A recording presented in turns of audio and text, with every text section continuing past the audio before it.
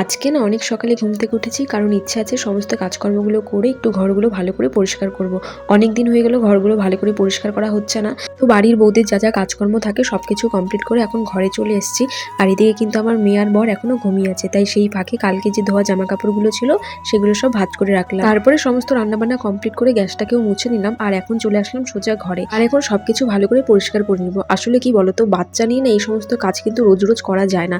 একই তো শীতের দিন, ছোট দিনের বেলা, তার উপর যাবতীয় অনেক কাজকর্ম থাকে, সেগুলো সারতে সারতে অনেকটা বেলা হয়ে যায়। স্নান করতে করতেই আমার কিন্তু রোজ 4টা বেজে যায়। সেই জন্যই আজকে একটু তাড়াতাড়ি উঠেছি, যাতে সময়ের মধ্যে সব কাজগুলো কমপ্লিট করতে পারি। তো সবকিছু করে এখন ঘরটাকেও মুছে নিলাম।